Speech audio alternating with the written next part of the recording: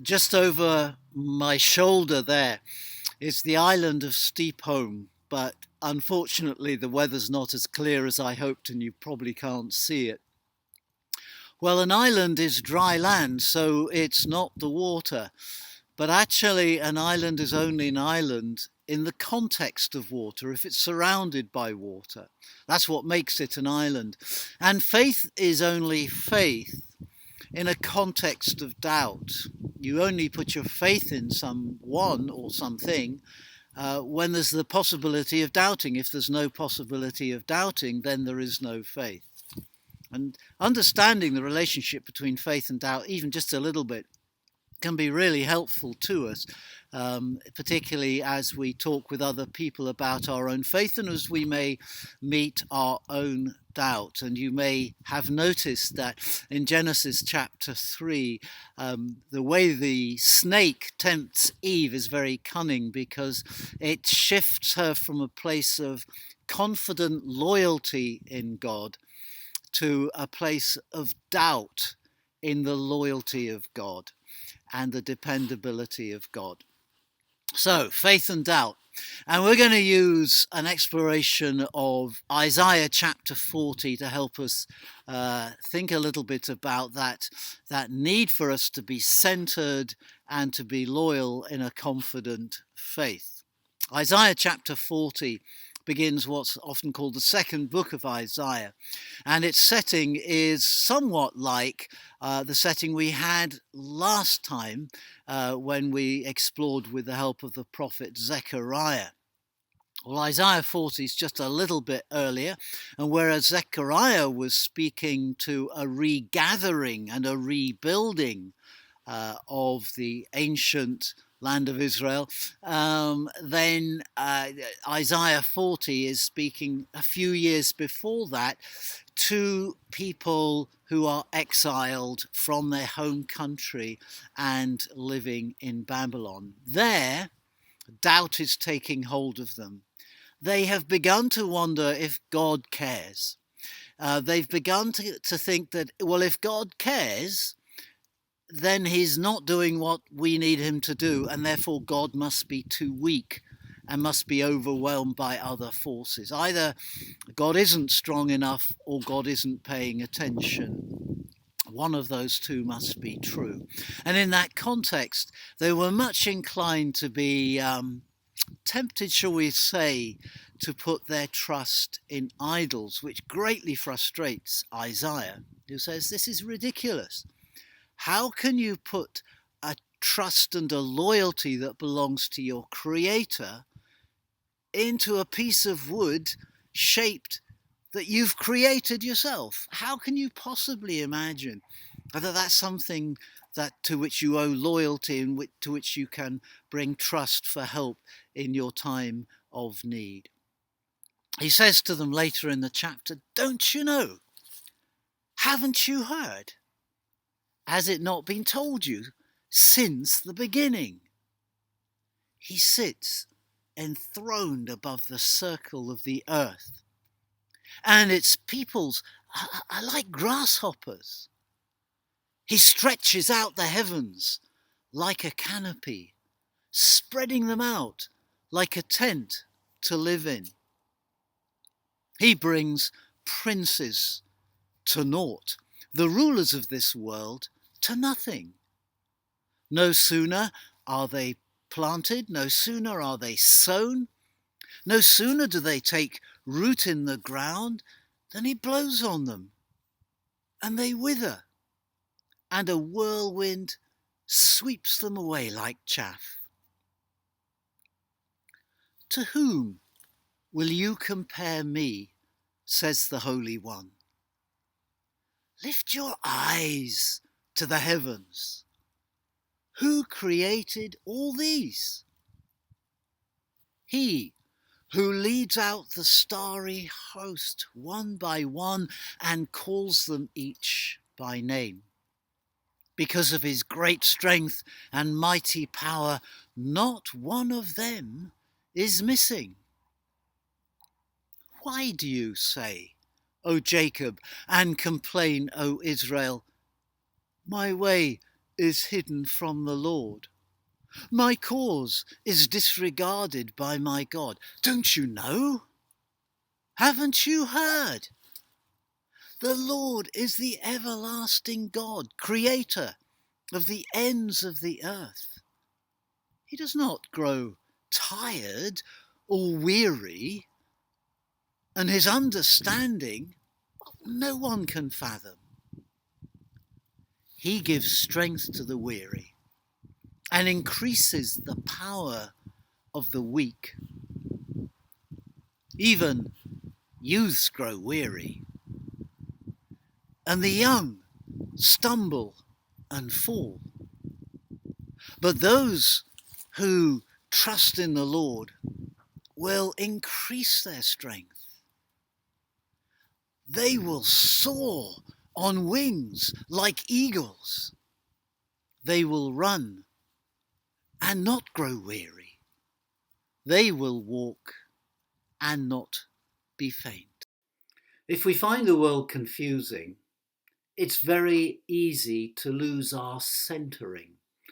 Our centering, what is our chief focus? Where is life coming from? Where is our point of peace? Where do we determine our directions? What do we belong to? And in particular, what are we loyal to, or who are we loyal to? Because loyalty is a strong feature of human life. You meet it in family loyalties, friendship loyalties, tribal loyalties, loyalties to a cause, loyalties to good principle, or a lack of loyalty, chaos, uncertainty, switching here, there, and everywhere, an uncentered life. And Isaiah 40 is very concerned with helping the people of Isaiah's time, and now us, to recenter, to re-establish at the core, to get life back in balance. And in particular, the place of loyalty in that, and of the interaction of faith and of the place of doubt. Let's start with Matthew. So, 520, 30 years or something after the time of that Isaiah 40 prophecy. Matthew is clearly a person who's decentered. I'll tell you why.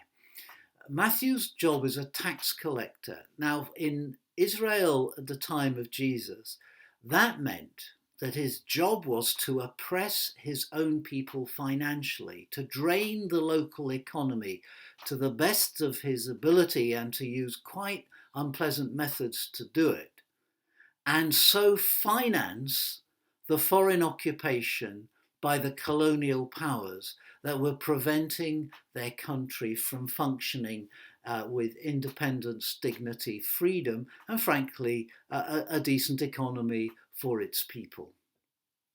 So Matthew was highly disloyal, and therefore, I would have said, the last person Jesus should look to be a disciple, because when Jesus says, "Follow me," he's inviting his disciples of old and us of now into loyalty. He's promising a loyalty. It'll be worth following me. I'll deliver. And he's inviting our loyalty to be committed to him and to follow him and to make him central and to learn from him and to draw our life and our patterns and our being and our understanding and our perspectives and our whole way of living out our lives from Jesus. That's what follow me comes down to. It's going to be an exchange of loyalties, a mutual commitment. Matthew has demonstrated that he has a really underdeveloped, bizarre, and compromised sense of what loyalty is. Jesus is taking on a real high risk in calling Matthew the tax collector to follow him, but he must see in Matthew a potential for Matthew to radically change and recenter his life. And that's in fact what happened for Matthew. And Isaiah is calling his people, and now us, to a radical recentering of our lives. And as Christians, we will read Isaiah 40 as a call back to the centre, to God, creator of the ends of the earth, who is dependable, competent, and loving, to be trusted. Now, the situation, as I said in introducing the reading, is one of considerable confusion where doubt is inevitable. The people to whom Isaiah spoke, their lives were very chaotic, very unpromising. There seemed no possibility of re-establishing their communities, of going home, of living free, and being themselves properly again.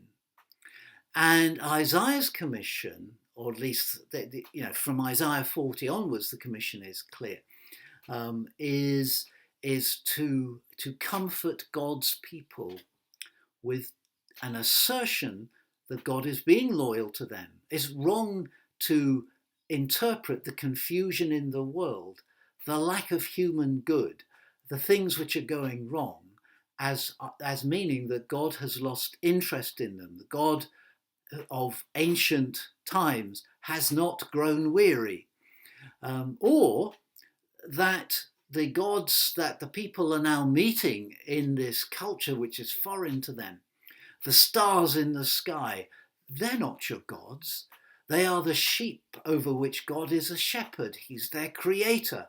They are led out one by one, and each one named as a shepherd of their time would call each sheep by name, and it would be recognized and take up its place in the flock. And so the stars are not determining. They're not the deities who command human lives. And they're saying, no, people around you may think that, but that's a fundamental mistake. Those are stars. They are there because the Creator has so determined by great strength, by huge wisdom, that they shall be part of the creation. They are not in charge of you. Neither are the idols that the idol makers take. They're human creations, human systems, human ideas. It's people who have come up and invested these idols with supposed powers that they cannot possibly have. Well, we live in a time, folks, where we can be very readily confused, and doubts about how much we can trust God will be plentiful. Isaiah calls us back, as Jesus called Matthew back, to be centered in God who is competent, and to be loyal to God who is being loyal to us. Isaiah says to his people, why do you say, my God is disregarding my calls or has forgotten me in some way? Of course not. This is the God who has saved your ancestors. He hasn't grown weary. He does the opposite. He doesn't necessarily instantly solve all your problems, but he gives strength to the weary so that you will be able to walk through these tough times. You'll be able to run when others are fainting. You will soar on wings like eagles, not because the world is an easy place, but because you will be centered on God. You will be loyal to your Creator. You will refuse the confusion of the world around you. You will be an island of good sense, of centeredness, of godliness. And we would say now, you will be the people who will be centered on following Jesus, and Jesus will center you on the Creator of the ends of the earth, who reigns supreme and who, in great love for us, sent his Son into the world. Such an act of loyalty. Jesus crucified for us demonstrates the phenomenal loyalty to us of our God, and calls us into that same loyalty with this promise: if you will only focus your attention where your attention belongs, you'll fly like an eagle in the face of all life's troubles. God bless you, and hold you and center you. Amen.